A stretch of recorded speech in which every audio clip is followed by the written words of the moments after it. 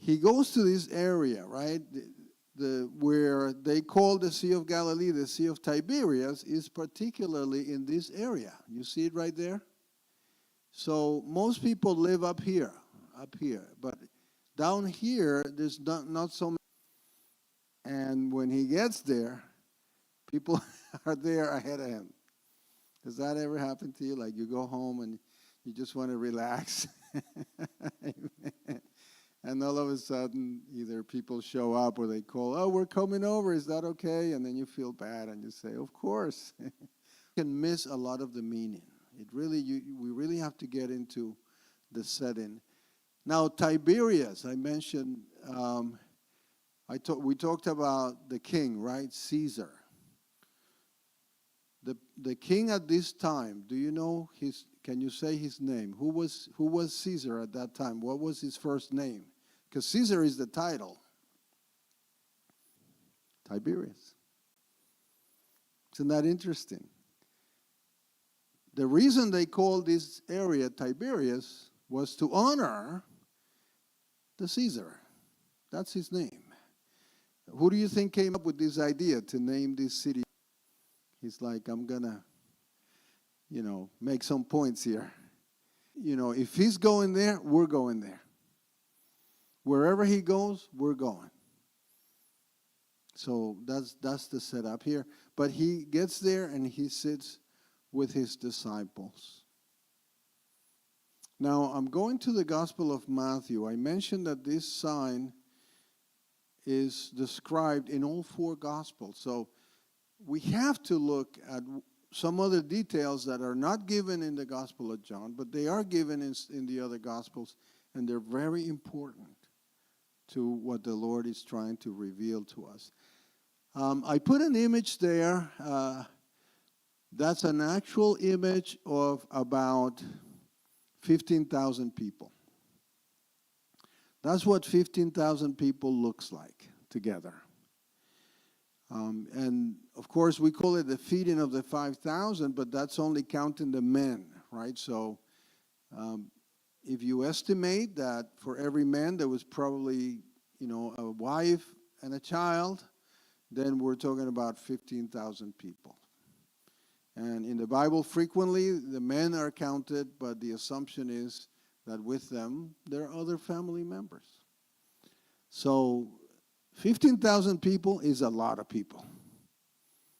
And the size of this, I want you to start thinking about what it's like to manage that many people.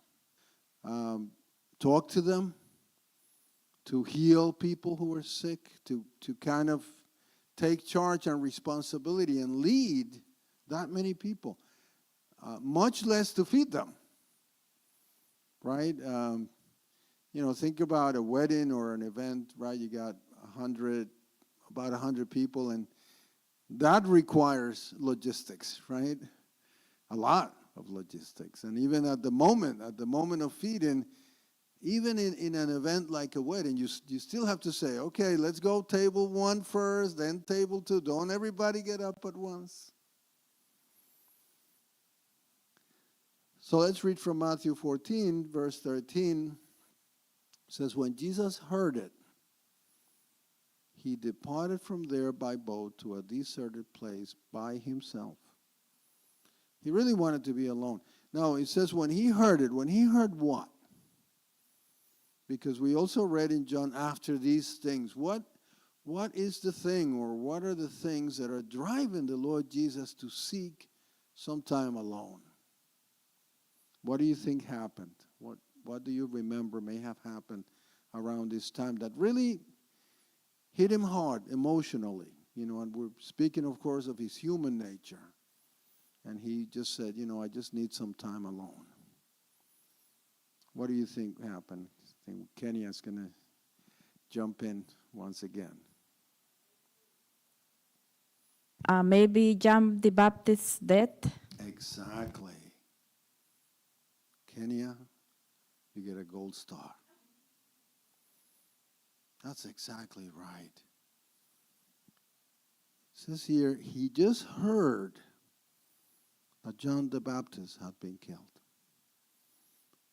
the person that God had chosen to announce his arrival, his cousin also.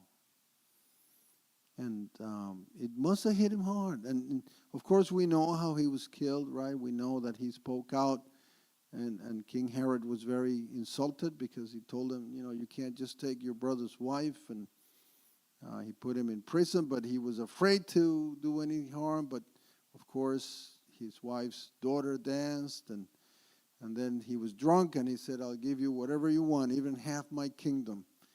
And the mom whispered in her ear and said, ask for the head of John the Baptist. And that's what she asked for, and that's what she got. And again, amazingly here, Jesus is God, but it says here he heard about it. Isn't that interesting?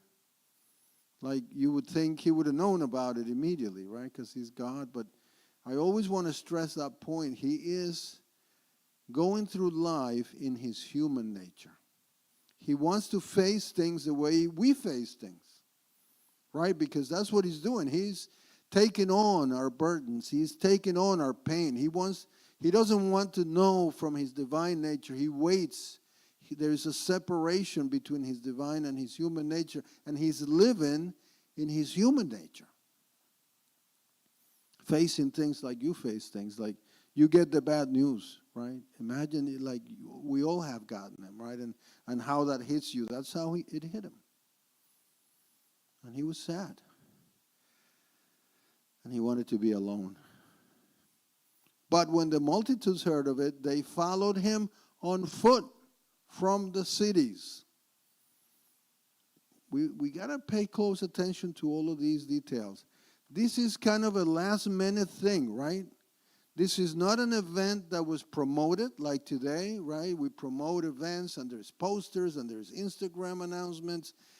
A month out, there's going to be, we're going to Long Island and the Coliseum, and people buy tickets because a lot of people think that's how this happened.